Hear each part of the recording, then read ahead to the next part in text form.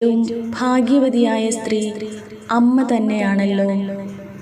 ഒരേ സമയം ദൈവപിതാവിൻ്റെ മകളായും ദൈവകുമാരൻ്റെ അമ്മയായും പരിശുദ്ധാത്മാവിൻ്റെ മണവാട്ടിയായും മാറുവാൻ അവസരം ലഭിച്ചവളാണല്ലോ അമ്മ.